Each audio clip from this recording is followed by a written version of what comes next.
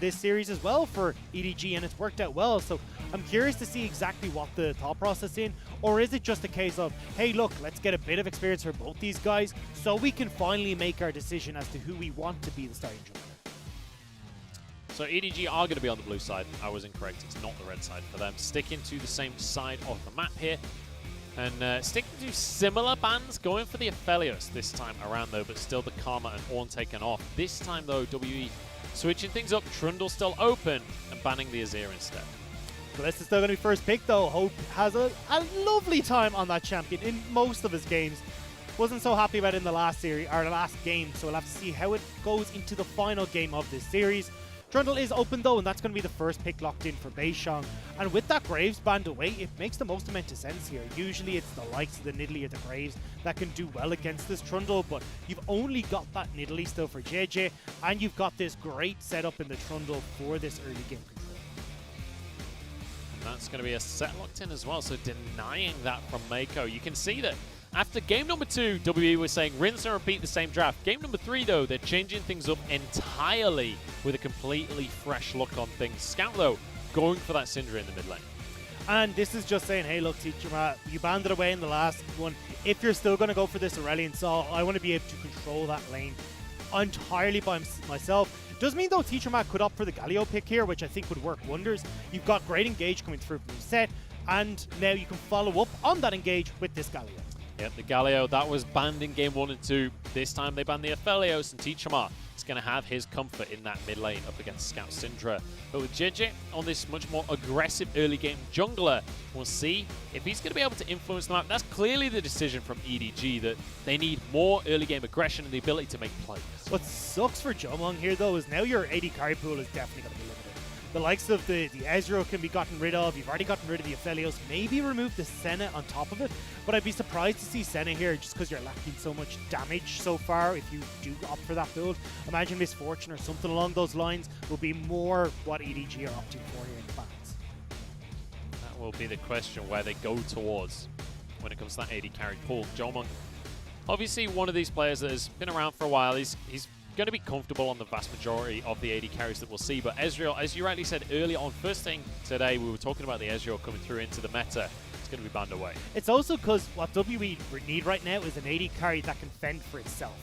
You don't have the Varus, you don't have the Ezreal, which are the two kind of stand out in my mind, because you've got your support going forward, you've got this Galio who's going to be following up on that engage, Trundle's going to be trying to run people down, and now you've got an AD carry who's looking from the backline going, please for the love of God, nobody touch me. So if he can get to where he's got something that can at least keep himself safe, Jiumeng will be in a much better position.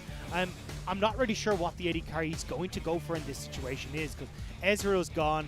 You could potentially go for the Misfortune we were talking about, who's just looking to follow up on the engage, but definitely Kaisa is the other one you can go for, who's looking to dive that back line alongside the rest of the team. Yeah, interesting that it's Ezreal and Kaisa banned away. I didn't really expect to be seeing any Kaisa bans today, but Morgan once again with the Renekton after 2 top lane bans coming out from WE, so perhaps leaning towards this top lane focus that we saw in game number 1, but once again, same matchup there. And now that Thresh wasn't banned by EDG, it means Meiko can grab something that we've all seen in play many, many times. And does a pretty good job against this set, or at least this setup as well, that WE are going for, because hey look, if you want to start dive bombing onto just this one person and ruin their day, a nice lantern could set yourself up, even just trying to flay people away and set up for a slightly different style of engagement. We could see an Ashe locked in. That would be exciting. I'm hyped to see that one. And it is going to be locked in. I didn't want to talk too much until it was, but it is. Jiumeng bringing us the Ashe in the bottom lane. So Dagda, break this one down, because I ain't got the foggiest. The idea here is to double down on this engage, right? You're trying to set up for a nice enchanted crystal arrow, get your Sett into the mix, get this Galio to start setting things up, and go all in on this very heavy engage style. The biggest problem that I'm finding here is that you're still a little bit lackluster when it comes to the damage. So if you're able to kite back as this EDG style, well, you're not really going to be able to get onto Hope too easily. If Kalista's not the one that's being locked up, Scout will be able to get you pushed back with the Scout of the Weeks. You got good disengage with Thresh and Sett as well. So this is very much a case of, can WE just slam home very quickly, wipe EDG, or is EDG going to get that opportunity of respite to step back away from WE and find the fight over a sustained period of time?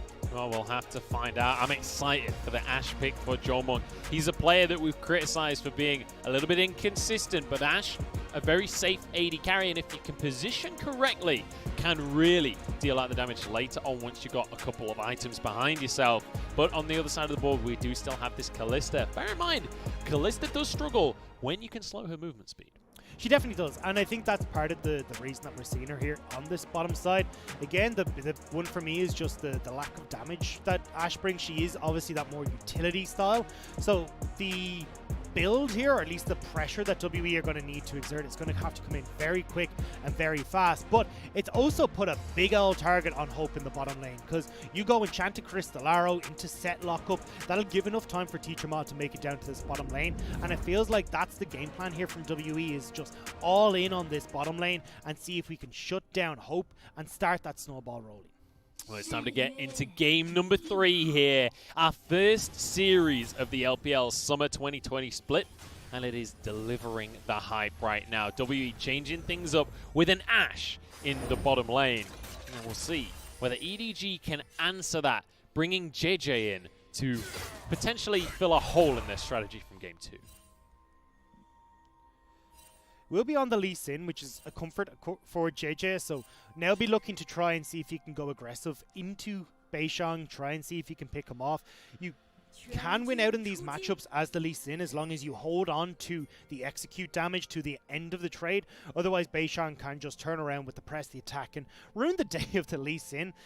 So we'll have to see how this is all going to come together. I think EDG, you've already got a winning top and a winning mid, so they should be the ones, at least when it comes to pushing advantage, that should open up the map for Jiejie to try and get into the WE side. Well, I have to say, I agree with the Colonel on this one. He reckons WE the whole time, with one moment in the game where it's exactly 50-50. But honestly, I'm just excited to see how this Ashe pick is going to do, because I'm a bit of a one-trick, and I like to play Ashe and Caitlyn pretty much only. So if Ashe becomes really good, I'm a happy sailor. I'm watching Teacherma as well, so he's opted for the unsealed spell. But where are you going, buddy? Teacherma dropping a deep ward. Scout isn't going to have any CC at this point, so he's actually going to be fine to just get away with this one. Does take a bit of punishment for it, but he's on Galio. I want to go back to this point first. Teacherma, I'm hoping we bring up the rooms. There it is. Okay. Oh, I wasn't sure if he was going to go for the approach velocity. So my thought process here was that we could have seen the Nimbus Cloak come in, which works really well with the Unsealed Spellbook. You get a bunch of those extra summoner spells to speed you up, and as Galio get into the middle of people, so you get that big taunt off. But when you've already got the Enchanted Crystal Arrow, which could set you up as well, having just that approach velocity to run in and get that extra little bit of speed just means you could have wiped out EDG and doubled down on this super heavy engage. Doesn't decide to go for it though, instead going for the Cosmic Radiance and just looking to use this Unskilled Spellbook and the Summoner Spell cooldown that comes with that pick. I'm not sure that Cosmic Radiance is a rune option. Not Cosmic. I think you actually have to Cosmic lock in Insight. Tarek to get that Cosmic one. Insight, that's the one. I wish that was a rune choice, because that would make the game real spicy, but not yet. That'll be Season 11. We're still just stuck on things like Aphelios for now. Teacherma now looking to... Oh no, I thought he was going to go in there. I thought he was going to go for an aggressive trade, but just going to be farming away. And you've got to keep your eyes here on Jiejie when it comes to this early game. He's gone for the Lee Sin. When we saw Jiejie going for Nidalee in both game number 1 and game number 2, this screams that EDG want to be more proactive here in game number 3. So, with this Lee Sin pick, we've got to see where he's going to be able to go to make that happen. Well, we already said, look, Jiejie historically has played very much towards mid and towards bot. And I think when you've got Scout on this Syndra, you can really set yourself up for success in just playing towards that. Morgan and beishang, though, this is a very early play towards Jiejie. They might just get it off as well because... Oh, no, he's not going to go for it. I thought he was going to follow through onto Teacherma there, but Jiejie walks away. And they didn't actually see where they were, but obviously Aodi is like, hey guys, Morgan's gone, and he's been gone a while. Please be safe. Morgan's gone, and Teacherma was very deliberately moving in towards the river. You have to assume that he's just going to catch up with the rest of his friends there. So Jiejie, realizing that, moves back in underneath the tower, doesn't want to go into his own jungle with so many members of WE missing. Well, we've got a slow start to things. I like the attempt there by WE, but the question will be, what EDG do, because in both games so far it was WE trying to start a play but EDG answering beautifully and turning it into their own play. This time around, so far, everything's been even Stevens. When it comes to this bottom lane, with missing being on the Sett this time, it changes that dynamic for Hope pretty significantly. It does, but the thing is, you're looking towards the level 6 more for Jiumeng and missing here. That's where they're coming online. Should be able to set up super well for beishang. And as you rightly pointed out in Champ Select, not only do you have to worry about the slows from the Ashe arrows messing you up as Kalista, but you've also got beishang here who can come in with these pillars, and it can be a pretty nasty gank to deal with this one. Well, flash forward for the play here. Jiumeng gets away, he's exhausted, but missing will be the one to go down. Haymaker onto one, but Aodi actually TP'd in for this one. First blood goes the way of Hope. Morgan not a part of the play here, and he's going to be happy to just wander back to lane. He now doesn't have to use his TP. And that's the big thing here for WE is they can actually look to try and potentially make a play here if they wanted with Morgan's ultimate with Morgan's teleport, but still going to be a numbers advantage over towards EDG, so decide to. beishang wants to smite here, but he's not going to find it. In comes Teacherma, but I don't know if this is a fight that he wants to go for right now. Dragon is incredibly low. Taunt onto everyone. Who gets the dragon is the question. It goes the way of Aodi. Everybody arriving as Morgan TP'd in as well, but Audi's low on HP. Backs away. Hope tanking a lot of damage. Aodi barely surviving, and Morgan finishes him off. Somehow surviving. Now the slows from Jiumeng will be massive. Scout the target, but Morgan can't keep going forwards. He's too low. The fight finishes. It's 3-2, and EDG got Dragon. God, I missed the LPL. That was just an absolute mess, but it was a pleasure to watch. Well, look at Teacherma. Look at Teacherma right now. I was criticizing that ult because I was like, I don't know if you can win this one, but he leaves the fight 2-0-1 on the Galio. Well, the big thing here was beishang definitely went in a little bit early, trying to hang on and see if he could wait maybe for the teleport to finish before he committed, but you still get the turnaround here. I was worried as Teacherma came in here, but great taunt here onto 3 members. Morgan gets the slice and dice directly onto Jiejie. And at this stage, EDG are so focused on secure the dragon that the damage that Jiumeng's able to dish out is just way too high, as well as missing not even being a support at this stage, just another top laner that's part of this fight.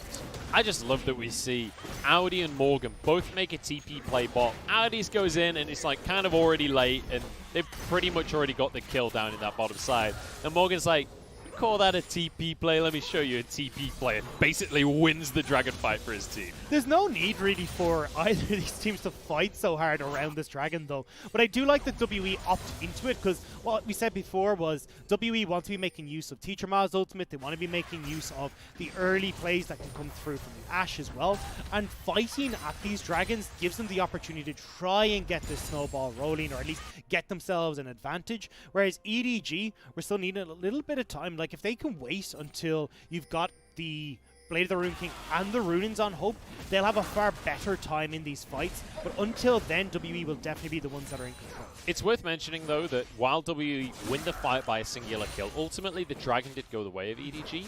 And when you look at the CS numbers across the board, Morgan had to abandon a lot of minions to make that TP play. So he's fallen behind in the top lane. And also on the bottom side of the map, Hope is ahead in CS as well. Missing somehow winning a 2v1 trade while I'm speaking. You do, like, Morgan hadn't actually lost out a huge amount of that CS.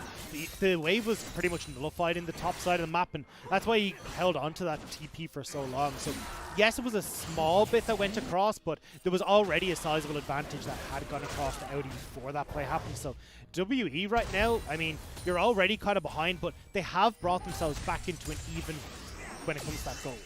Hook through from Meiko here. They're on to missing. Haymaker at the last possible second, but he keeps him alive. No! Jump forward from Hope and gets the rend. And once again, 2v2 from Hope and Meiko. And this is why Thresh is such a contested pick. You can do so much work with the hook, and catching missing out, trying to get a ward, trying to stay safe. Oh, arrow from Jiumeng? I mean, there's no way he can follow it up, but... Got him? He got it. Got he him. hit it. 100%, 100% ult accuracy this game. Well, you know. I love the way we've been living together for so long and we just think the same. Yeah, it's getting concerning at this stage. beishang moves in to contest the Herald now, stun onto missing.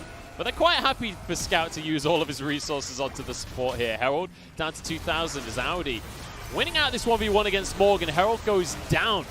It's in favor of EDG, but it's going to be blocked by WE here. It's just going to be a kill for a Herald, but they don't actually get the objective for themselves unless they can follow up here. beishang falls. Jiejie now trying to turn it into more as well. Morgan there, but they're going to get the Herald in the end. Now Teacherma's alone as well. It's all gone wrong for WE, and it's all gone oh so right for EDG. It is, again, a very messy engage from WE, and when we started talking about WE being this very clean team that can use Teacherma's ultimates incredibly well, that's not been the case so far. EDG are finding WE spread out. Teacherma trying to ult to get out of that fight, only sealed his fate as the CC comes through anyway, and he ends up going down. Now Rift Herald in the mid lane to get a bunch of plates over as well. Scout's going to be very happy to receive that, just because Scout's job in these fights is to get onto Jiumeng and kill him as quickly as possible. Give him more gold and more burst, make that job a hell of a lot easier. Certainly does.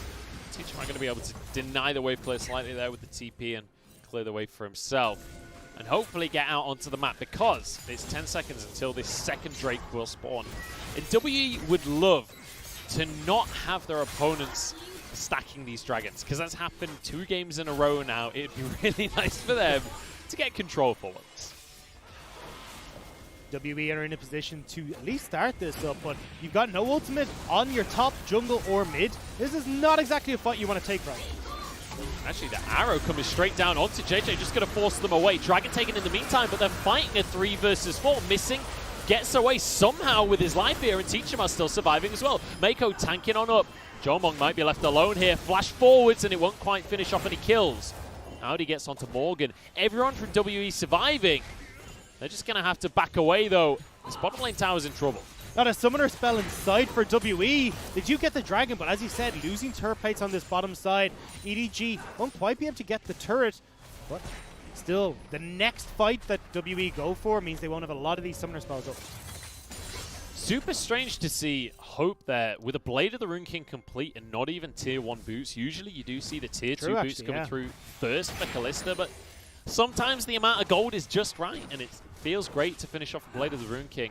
Just not something you see very often. But the biggest issue is you don't get that leap distance that the extra boots allow you, so that was kind of the not too much of an issue here for Hope, where he was able to position himself far enough away from missing, but definitely the chase down potential that you usually see Kalista shine in, that's why it was hindered so much, and Hope not able to get onto a lot of these low health members at the end of that fight. It just feels weird to watch a level 8 Kalista that still jumps so slowly across the map, hopping around like a little rabbit or something. But now, as we look towards the mid-game here, we're getting towards that 15-minute mark. The tower plates will start to fall shortly. That's when the question will be, who is the ones that are ahead in this game? Has this Lee Sin pick worked out here for Jiejie? I can't get the image of Kalista looking like a child in a baby hopper right now. I didn't realize how much is just this tiny little hop. But anyway, EDG now. Still trying to move in. Oh, missing. In he goes. He wants to go for a fight. It pulls straight onto Scout. The arrow to follow. Scout doesn't get to play the game anymore. Neither does Jiumeng, though, because Aodi is here to shut him down. And Morgan is going to look to try and answer, getting the damage down onto this Aatrox. There's nothing Aodi can do about it. The rest of the squad's here. Knockups galore. Aodi has some damage, and he has some healing as well.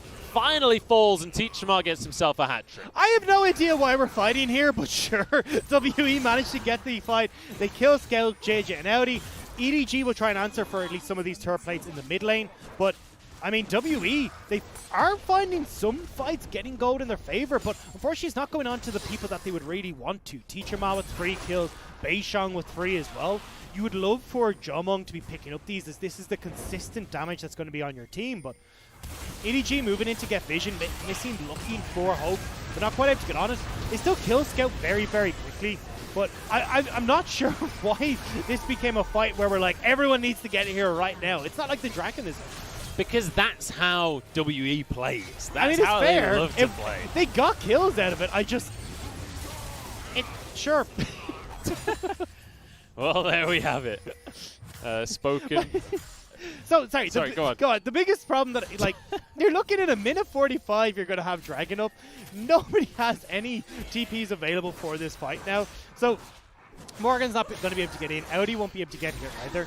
And I think having both of those summoner spells available would have helped out on both sides more for this next Dragon fight, especially because you want to start securing a lot of these Ocean Drakes. We're on that Ocean Soul, and if you can get 2, 3 of these in your back pocket, that makes such a difference in eating some of the poke that can come in from EDG or from WE and just being able to get back into the next fight. So now we've got a bit of a reset here. 67 on the scoreboard, but the gold is much, much closer than what we've seen in the first 2 games of the series. Game 2 was very much a comeback from the side of WE. Game number 1 was just all about EDG. They completely owned the map the entire time. So the question will be, can WE convert this closer mid-game into something more meaningful? And will this pick composition that they've drafted actually pay off when those kills matter more? Time to find out, I guess, because Meiko gets a play onto 2, Showstopper onto Hope, in comes Teacherma as well, but the Zhonya's keeps Hope alive for now, but slowed and finished off. The CC chain is just so obnoxious, and now on towards this mid lane turret. And I don't think there's much that EDG can really do to contest, as Dragon is spawning in 20 seconds. The thing is, as long as it's not Hope or Scout that's getting caught, EDG can do a really good job of kiting back and getting that return damage, but time and again, it's been the 2 carries for EDG. The 2 he pointed out as the back line, back hitters are just getting destroyed here. Mid lane tower taken low, but they're not going to commit to this one because Dragon is a little bit more important right now, especially when it's going to be an Ocean Soul this game, and this would be a really, really good one for WE to get themselves on Soul Point.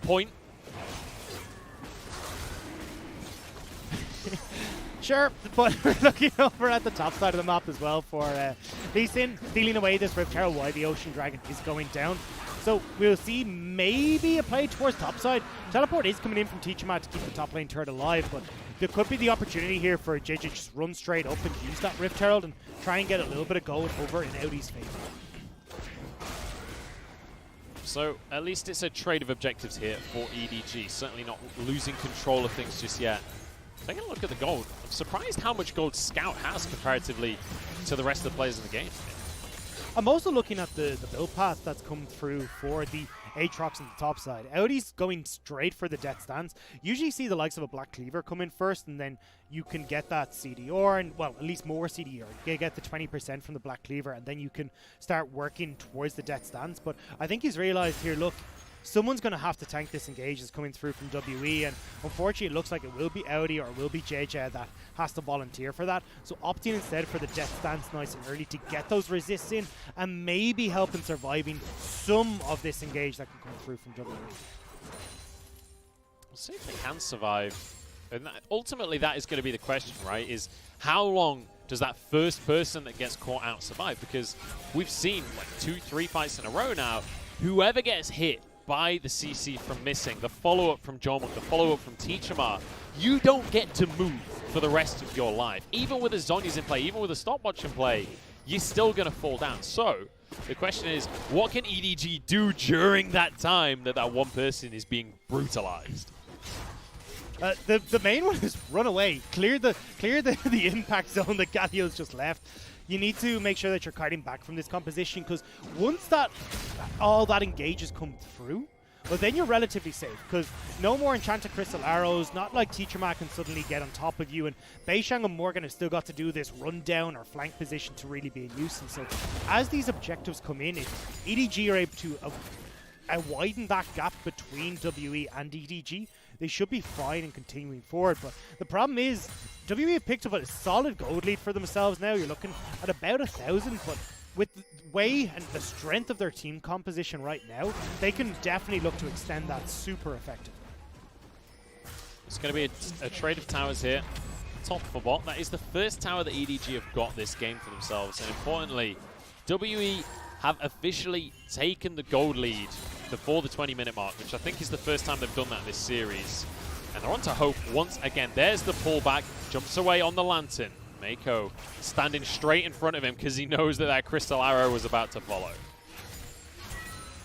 Nothing used by W in that engage, though, so they can still look to rinse and repeat as they start to move in towards this mid lane turret. It is so low as well. EDG have just got to completely forfeit this. If you have Teacherma coming in on the flank or catching them out. Not the ideal target there to go for the unleashed power. Because honestly, Teacherma is not going to take very much damage at all, especially with the Merc Treads in his inventory. And that's a huge cooldown now, as everybody moving towards the dragon. It did defend the mid tower, though. That mid tower still stays alive for EDG. It's only a matter of time, though. WE will be able to push inside waves, get the vision control, and then look to flank with beishang. beishang is in a little bit of trouble. Here comes the CC. Arrow straight onto Jiejie. Teacherma in onto everyone, but Jiejie survives. And Aodi gets a bit of a knock-up. Everything used here by WE, but they're not able to commit to any kills. Two-man taunt comes through from Teacherma. The follow-up damage isn't quite there. Meiko pushed back into everyone, missing against the world. Pulls them all in. One kill for Jiumeng, and the rest of the squad falls as well. And in the blink of an eye, WE take control. What looked like EDG might be able to get that kite back, find even footing. It slips underneath them as a massive engagement from Missing slams the tanky member of EDG straight into the face of Hope and Jiejie. And now straight onto the Baron. Bear in mind, you've got an Ashe with a Blade of the Rune King. You can burn through that health bar oh so quickly. And Trundle as well will do a decent job. Aodi and Scout here to contest though. WE now will be able to finish off this Baron, but they have to be careful. Teacherma's rather low in the back. They're going to try. Scout desperate to do what he can here. Teacherma's in trouble, but survives. Scout of the week isn't going to finish anyone, but Baron finishes Morgan. It is going to be taken by WE in the end. Aodi trying to finish players off, trying to remove these Baron buffs. Jiumeng's in trouble. He still has flash. He wants the fight right now. Will go for the volley and flashes away. One casualty. We're going to call that worth. That is definitely a victory for WE. EDG trying to force them back, but WE fearless in the face of that onslaught. Teacherma even with the early smite to keep himself alive. EDG will manage to take the tower in response, but this is still the WE we saw in spring. Getting Teacherma out early, impacting that map, and running away with the snowball. Now though, EDG on this dragon, WE are collapsing. Two Drakes apiece if EDG can grab this one. Crystal Arrow goes down. beishang is here! And Soul Point for WE. Maybe a fight as well. Meiko's been found. Scatter of the week onto two, though. It's Jiejie taunted. EDG will walk away, but ultimately, it's WE that are taking everything. With everyone abandoning the pit, Jiejie and his 2-level disadvantage means beishang is able to walk in, smite it away. Now they get their own mid tower, and they can keep pushing. EDG haven't backed since that last fight.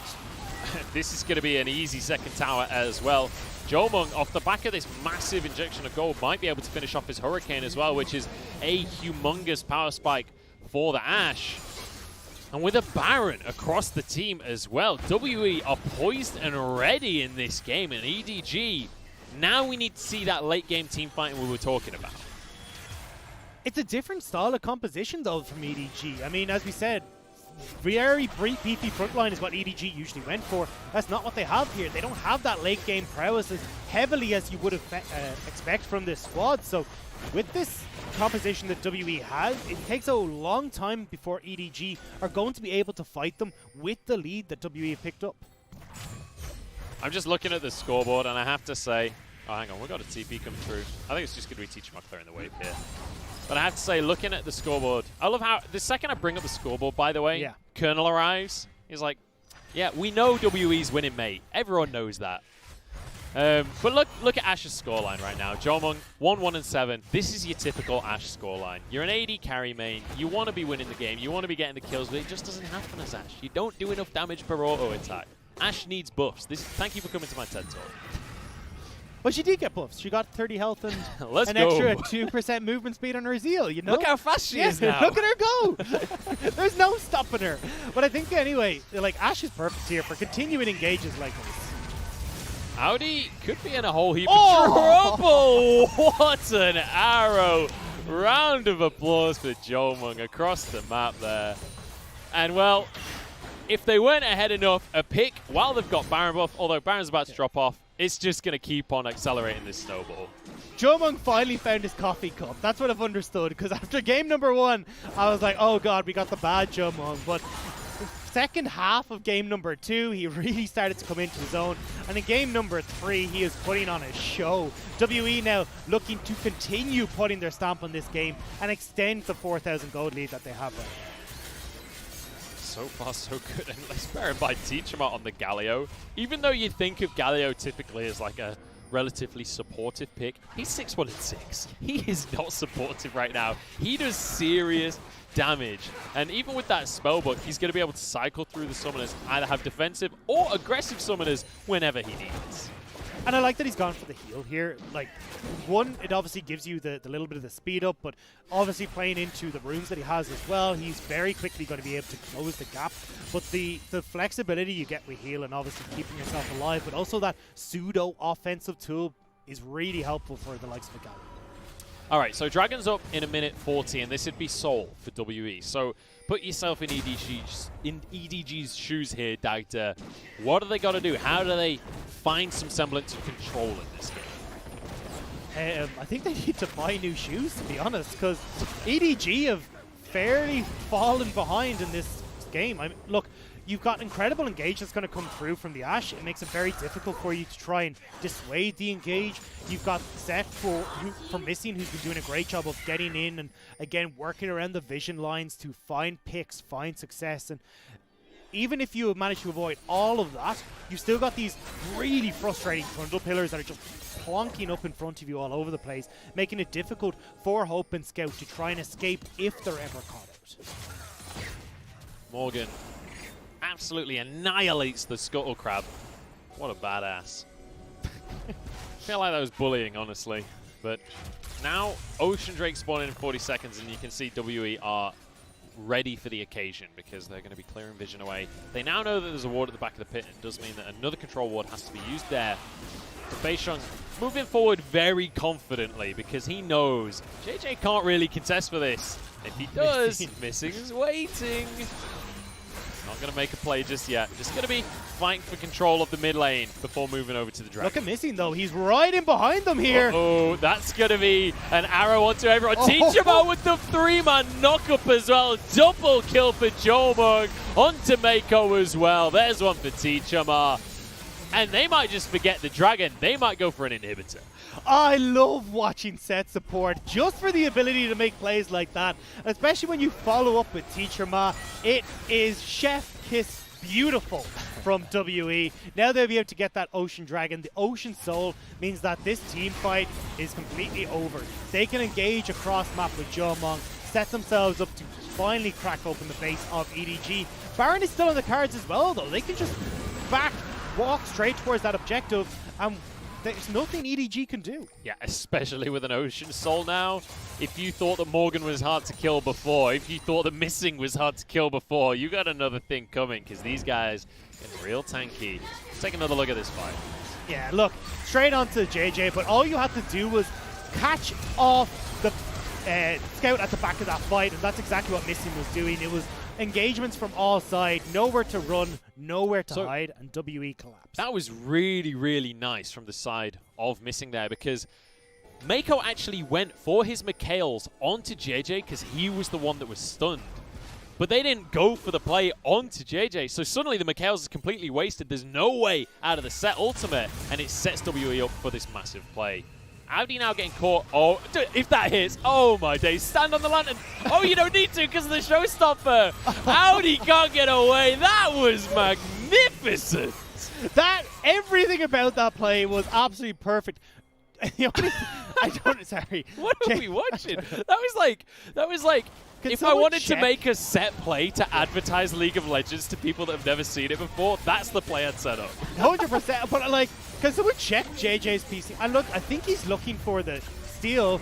Okay, that's a still really healthy Baron, JJ. Yeah, and he's been spotted now. There is no way that this goes his way. Meiko moving in as well as Hope. Hope's already getting to the point where Kalista's going to stop feeling as strong as it did. JJ, there's no way into this pit for you. Baron will go down here, smited away by beishang in the end. And another advantage for WE. And what happened to EDG? Game number 1, I was about ready to call them a top 4 team. The rest of the series, though, it's just not been there. Well, this has been WE playing incredibly well. We talked about already the pressure that you could exert on the bottom side with this Ashe pick, and they played to it beautifully. That one turnaround fight at Dragon, they get a couple of kills and they just don't let up the pressure. Now they're forcing themselves on towards this top lane turret. You still have a lot of ultimates available, just waiting for Teacherma to finish before they look for a super heavy inhibitor. Yeah, I mean, realistically, there's no way you can contest with these inhibitors as EDG right now. They're going to move over towards the mid lane as well. There'll be 2 inhibs for the side of WE. And it might just be a Nexus defense remaining from the side of EDG. But honestly, the question is, can you actually defend the Nexus? If WE goes for the fight right here, they might just be able to tank both towers. They're going to try to. They're just going to destroy the towers because EDG are not pulling the trigger. Here we go, Showstopper on in, but the health bar is already so low. Taunt onto everyone from Teacherma. Scout still surviving though. Maybe WE have bitten off more than they can chew. Maybe not though, because the Nexus is exposed. Aodi desperately trying to fight. In comes Teacherma once again, and the Nexus falls. WE with a